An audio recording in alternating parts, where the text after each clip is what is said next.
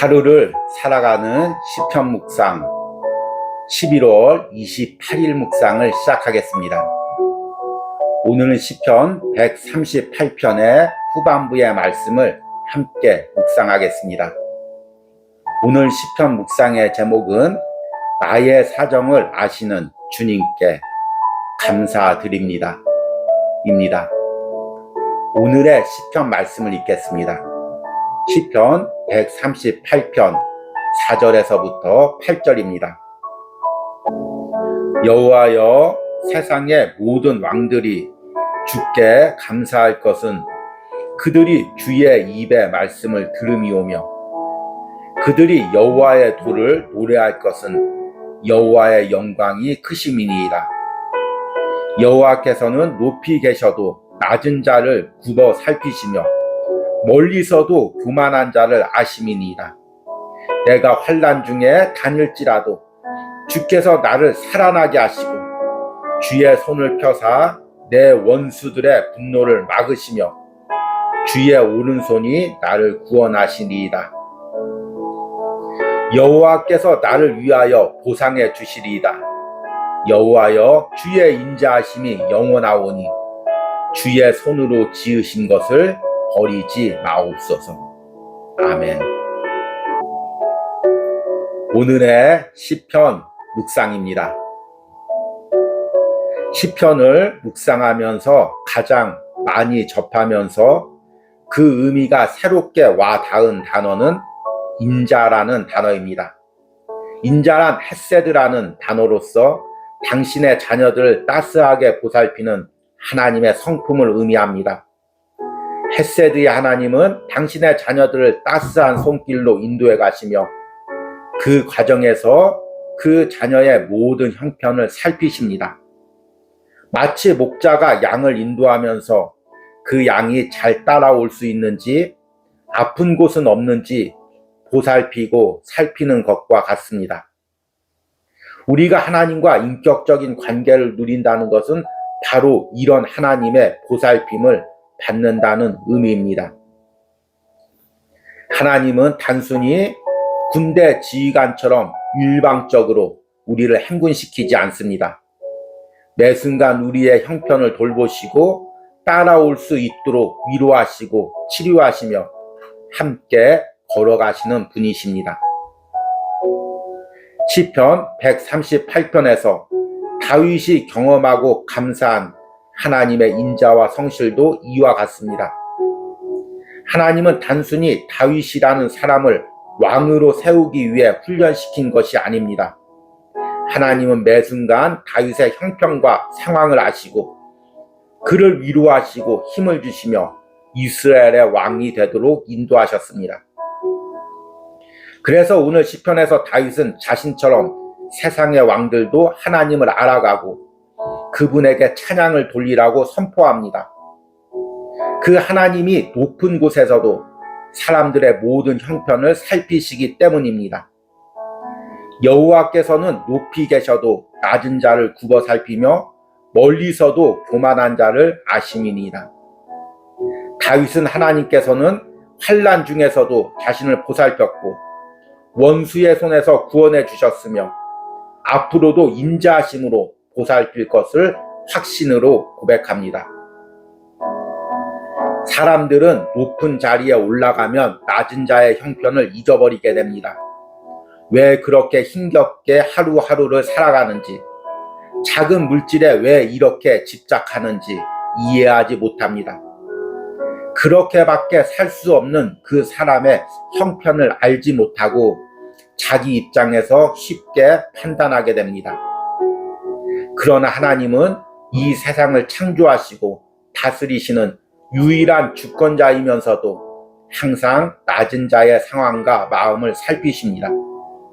그리고 그를 보살피고 도우셔서 함께 걸어가십니다. 이것이 바로 우리가 하나님을 평생토록 찬양해야 할 이유입니다. 아멘.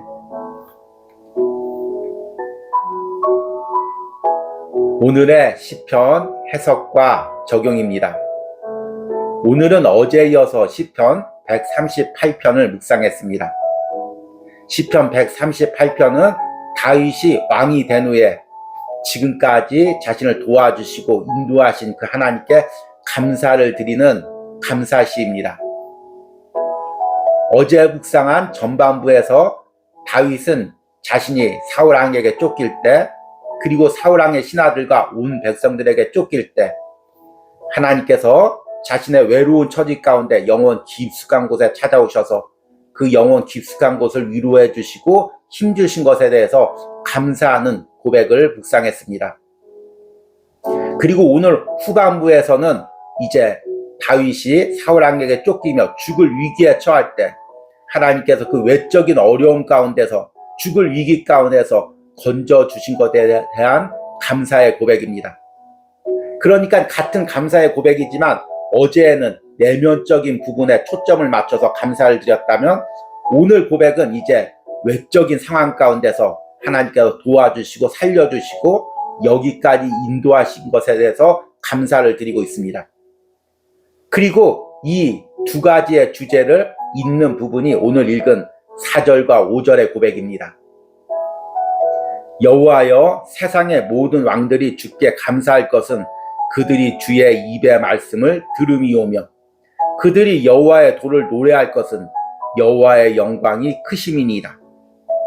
다윗은 자신이 왕이 되어서 지금 하나님이 베풀어 주신 은혜를 감사하고 있는데 그 은혜를 자신뿐만 아니라 세상의 모든 왕들이 함께 고백하라고 지금 선포하고 있습니다. 그래서 6절 말씀에서는 하나님께서 우리 인생에게 어떻게 은혜를 베푸시는지를 찬양하고 감사하고 있습니다. 여호와께서는 높이 계셔도 낮은 자를 굽어 살피시며 멀리서도 교만한 자를 아심이니이다. 오늘 하나님의 그 위치를 두 가지로 이야기합니다. 하나는 높이 계신 것이고 하나는 멀리 계신다는 것입니다.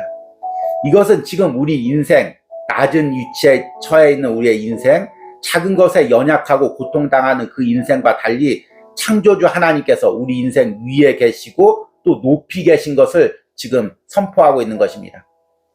보통 세상 사람들은 이렇게 높은 위치에 또 먼 위치에 있으면 그 낮은 위치에 멀리 떨어져 있는 사람의 형편을 알지를 못합니다. 정확히는 알지를 못하는 것이 아니라 신경을 쓰지 않죠. 나와 상관이 없기 때문입니다. 그런 하나님은 높이 계셔도 멀리 계셔도 당신의 그 백성들의 모든 사정을 살피십니다. 그래서 낮은 자를 굽어 살피시고 또 교만한 자를 안다고 이야기하고 있습니다. 낮은 자리에서 고통을 당하는 당신의 자녀들의 아픔을 아시고 또 스스로 교만하여 잘난치 않은 사람들의 그 모든 죄성들을 하나님께서 다 보고 계십니다. 이것이 인간과 하나님의 가장 큰 차이죠. 인간은 낮은 자리에 있다가 높은 자리에 올라가면 그 낮은 자의 형편을 알지를 못합니다. 잊어버리죠. 그리고 쉽게 판단합니다. 왜 이렇게 저렇게 궁상맞게 살까? 저렇게 왜 작은 돈 갖고 벌벌 떨면서 살까? 왜 이렇게 비천한 데서 살까? 조금만 더 노력하면 되는데, 조금만 더 잘 투자하면 되는데, 이렇게 쉽게 낮은 자의 위치를 판단합니다. 그 낮은 자의 자신의 상황이 있었던 것을 금세 인간은 잊어버립니다. 아무리 뛰어난 인격을 가지고 뛰어난 신앙을 가진 사람도 정도의 차이일 뿐 자신이 높은 위치에 올라가면 낮은 자의 상황을 잊어버립니다. 이것이 인간의 연약함이고 인간의 죄성입니다. 그래서 사장은 사원들의 상황을 잘 모르게 되고 또 지도자는 백성들의 상황을 금세 잊어버리게 됩니다. 그러나 하나님은 멀리 하늘에 계시고 또 이 세상을 모두 다스리고 계시면서도 그 낮은 자의 형편을 마치 자신의 사장처럼 다 아십니다.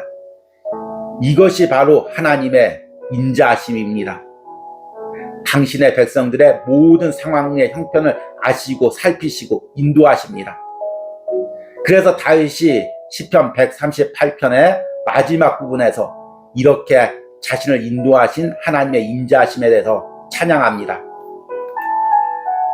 7절과 8절에 내가 환난 중에 다닐지라도 주께서 나를 살아나게 하시고 주의 손을 펴사 내 원수들의 분노를 막으시며 주의 오른손이 나를 구원하시리이다.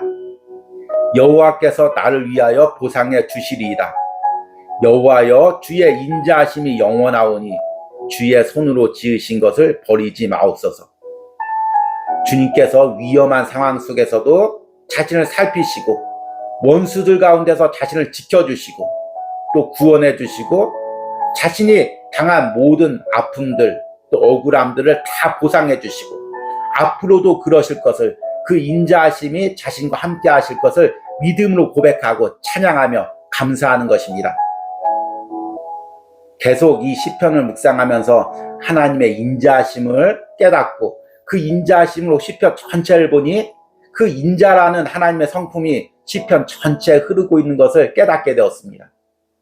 우리가 잘 아는 시편 23편도 그 하나님의 인자하신 성품에 맞추어서 묵상하면 새롭게 더 깊게 그 의미가 와닿습니다.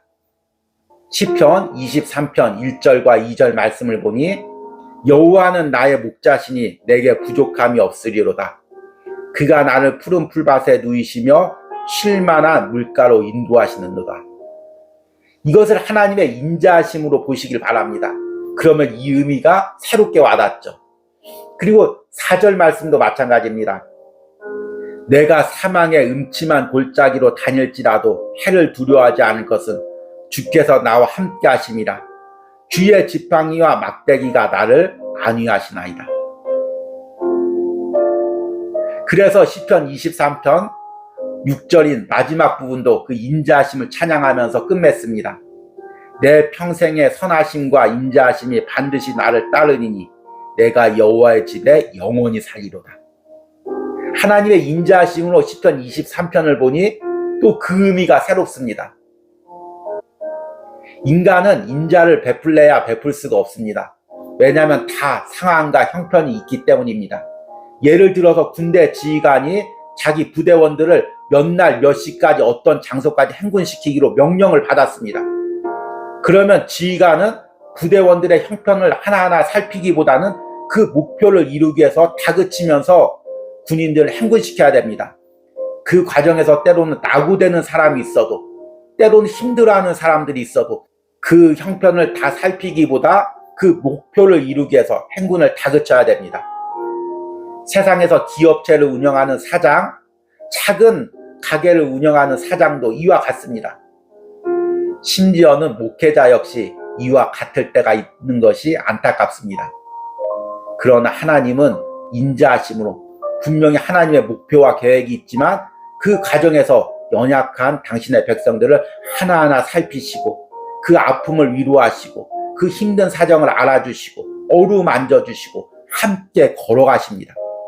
이것이 우리가 평생 하나님을 섬기고 따르고 그 하나님의 인자하심에 감사해야 될 이유입니다. 다윗은 왕이 되는 과정 가운데 그 하나님의 인자하심을 경험했습니다. 그래서 그 인자하심을 평생토록 찬양하고 있는 것입니다. 사랑하는 여러분들이 주님께 받은 사명, 그리고 그 사명을 이루는 것도 중요하지만 그 과정에서 내 영혼 깊숙한 곳을 만져주시고 내 모든 형편과 사정을 알아주시는 그 하나님의 인자하심을 경험하시기 바랍니다. 그러면 사명을 이루는 것보다, 목표를 이루는 것보다 더 큰 은혜를 누리게 됩니다. 오늘 하루를 살아가는 시편 묵상을 하시는 여러분들, 오늘 하루도 그리고 앞으로도 그 하나님의 인자하심을 계속해서 누리시는 은혜가 있기를 소망합니다. 오늘의 기도문 드리기입니다. 내가 경험한 하나님의 인자하심은 무엇입니까? 나의 모든 사정과 형편을 아시고 위로하시고 도우시는 그 하나님께 감사 기도를 드리시기 바랍니다. 우리 함께 기도하겠습니다.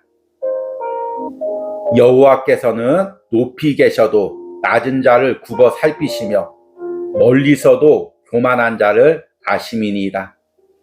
내가 환난 중에 다닐지라도 주께서 나를 살아나게 하시고 주의 손을 펴사 내 원수의 분노를 막으시며 주의 오른손이 나를 구원하시리이다. 주님의 인자하심이 지금까지 나와 함께 하셨습니다. 때로는 마음이 아파 무너져 걸어갈 수 없는 순간에도, 외적인 어려움에 눌려 도저히 일어설 수 없는 상황에도 하나님의 인자하심이 마치 목자가 양을 돌보듯이 나의 아픔과 상처를 돌봐주시고 치유하시고 싸매주셔서 내가 또 여기까지 걸어올 수가 있었습니다. 주님, 그 인자하심이 앞으로도 내 삶에 영원할 줄 믿습니다. 내가 그 하나님의 인자하심을 평생토록 찬양하며 감사하게 하여 주시옵소서. 오늘 하루를 살아가는 시편 묵상을 하는 모든 심령들이 그 하나님의 인자하심을 날마다 경험하고 그 인자하심을 찬양하는 은혜가 있게 하여 주시옵소서. 예수님의 이름으로 기도했습니다. 아멘.